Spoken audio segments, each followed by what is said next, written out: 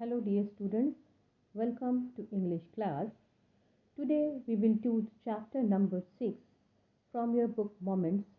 Name of the chapter is Weathering the Storm in Ersama. This is written by Harsh Mandel. The storm in Ersama. Ersama is a place in Orissa, and in 1999 October there was a cyclone hit Orissa. Thousands of people killed that time due to the cyclone, and hundreds of villages got devastated. But as we know, that in every critical situation, God always gives us a ray of hope in the form of many brave and daring human beings, which not only make everything possible in this time of crisis, but also encourages others to get this second chance of life again. Let us read the chapter and come to know about that real incident, what happened at that time, and how the people overcome from that crisis. The cyclone that hit Orissa in October 1999 killed thousands of people and devastated hundreds of villages. For two dreadful nights, Prashant, a young man, was marooned on the roof of a house. On the third day, he decided to go to his village. Did he find his family, or did he reach his village safely, or what happened to the family, or what happened to the other villagers too? And might be possible, what was the after effects of that cyclone, whether Prashant became able to cope up with the situation or not. On 27th of October 1999, 7 years after his mother's death, Prashant had gone to the block headquarters of Ersama, a small town in coastal Orissa, some 18 kilometers from his village, to spend the day with a friend. In the evening, a dark and menacing storm quickly gathered. Winds beat against the houses with a speed and a fury that Prashant had never witnessed before. So, dear students, 27th of October 1999, one of the black days in the history. Prashant, a boy, 17 years old boy, he had lost his mother 7 years before that day, 27th October 1999. He had gone to the block headquarters of Ersama to spend some day with a friend. But in the evening, a dark and menacing means devastating, very huge, full of destruction, storm quickly gathered. Because of the cyclone, wind started beating against the houses with a speed and fury means anger that Prashant had never witnessed before. So such a crisis, the natural crisis in the form of cyclone, came on that place which Prashant had never experienced before. He had never witnessed before. Heavy and incessant rain filled the darkness. Ancient trees were uprooted and crashed to the earth. Screams rent the air as people and houses were swiftly washed away. The angry waters swilled into his friend's house, neck deep. The building was of brick and mortar and was strong enough to survive the devastation of the wind's velocity of 350 km per hour. But but the cold terror of the family grew with the crashing of trees that had got uprooted and fallen on their house, sometime in the middle of the night, damaging its roofs and walls. So there was heavy and non-stop rain, filled with the darkness also. There were some ancient trees in the village which were uprooted due to the heavy rain and crashed to the earth. Screams were coming from here or there because the people and houses were swiftly washed away with the speed of that cyclone's water. Angry water. Water was seeming very angry, and it was swirling into the friend's house. It was taking rounds in the friend's house up to the neck deep. The building, which was made of brick and mortar, and they were strong enough to survive the devastation of the wind's velocity, which was 3 kilometers per hour, such a great speed. It was not possible to think whether anything would be saved or not. But the cold terror of the family was in terror because of such a destruction, and with the crushing of trees even that had got uprooted and fallen. By chance, a tree was crushed from the ground and uprooted, and it had fallen on the house.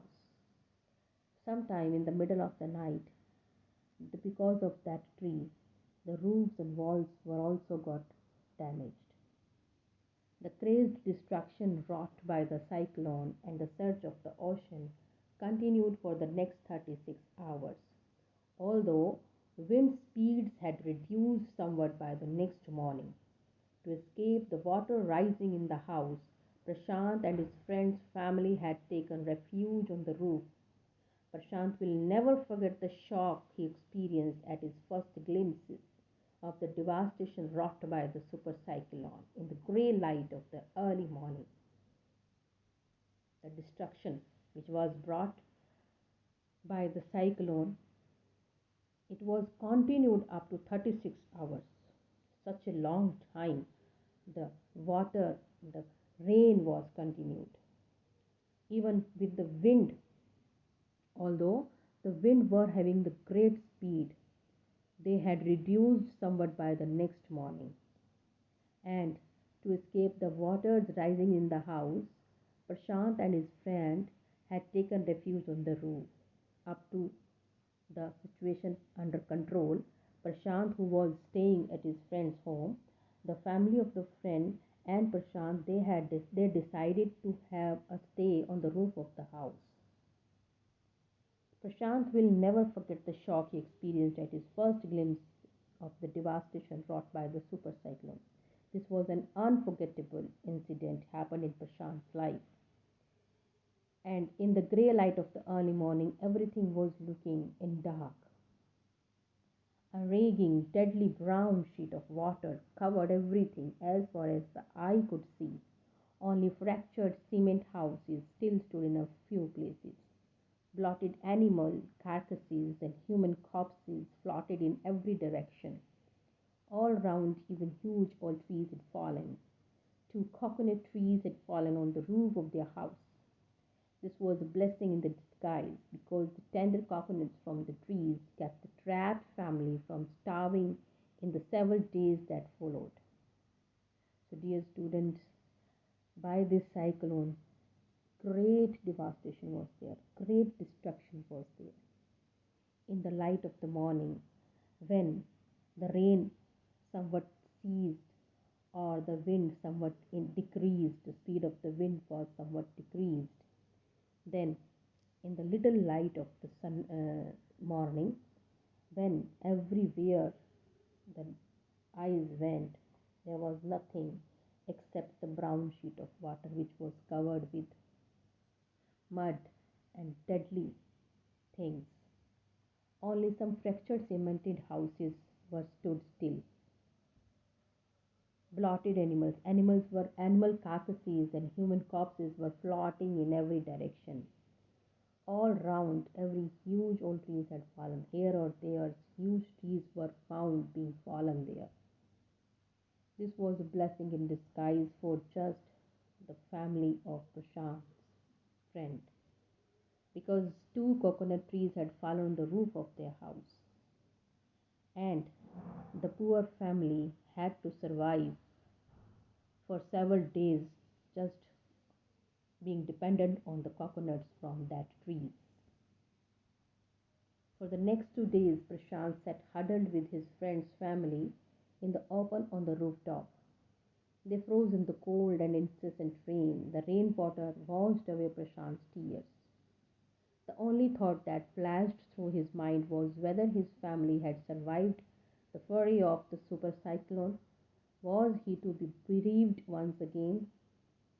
For the next 2 days, Prashant and his friend's family they had to take shelter on the rooftop.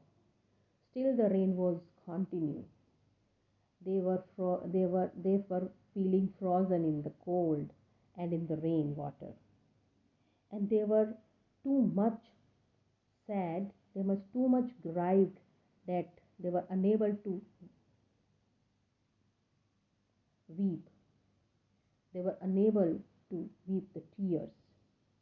The only thought, whatever the going on in the Prashant's mind, that whether he would be able to meet his family again, how would what would be the condition of his family in this cyclone. 2 days later, which seemed to Prashant like 2 years, the rain ceased and the rainwater slowly began to recede. Prashant was determined to seek out his family without further delay. But the situation was still dangerous, and his friend's family pleaded with Prashant to stay back a little while longer. But Prashant knew he had to go. He equipped himself with a long, steady stick and then started on his 18-kilometer expedition back to his village through the swollen floodwaters. It was a journey he would never forget. He constantly had to use his stick to locate the road to determine where the water was the most shallow. At places it was waist deep and the progress was slow.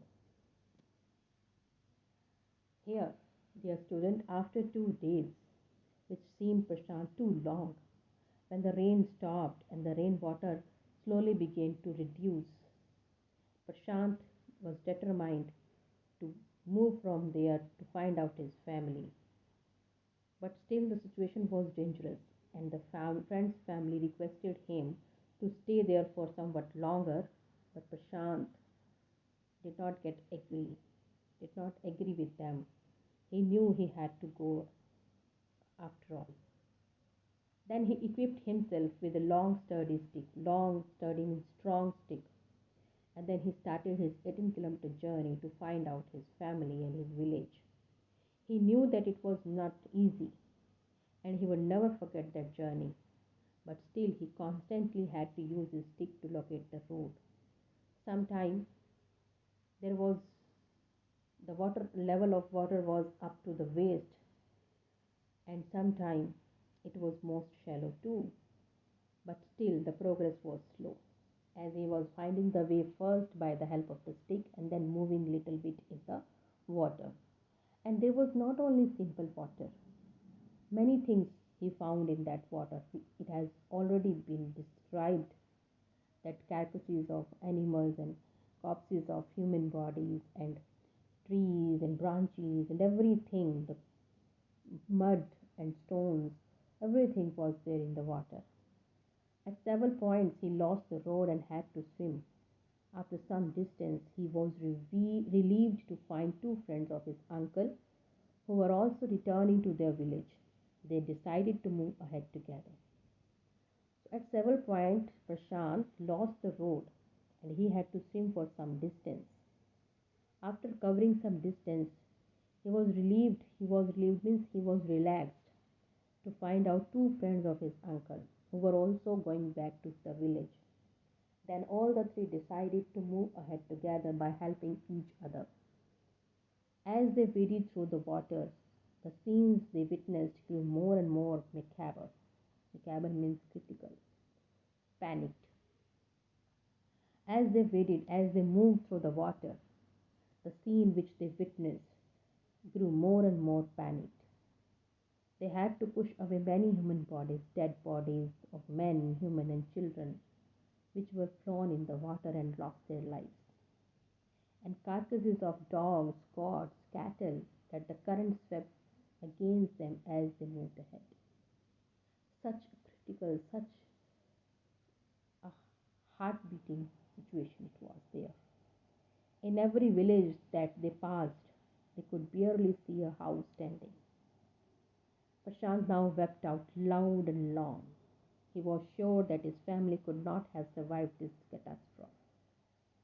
When he went to the village, he found that only few houses were standing which were made of some cement and bricks. Then Prashant wept loudly because he was sure that his family could not have survived in this crisis. So, whether Prashant really lost his family, if not, where he found his family, and if he found his family, was the family complete or not? Was there any loss in the family member? How did he decide to survive later on? How did he decide to come out from the situation later on? We will read in the next part of the chapter. Thank you and have a nice day.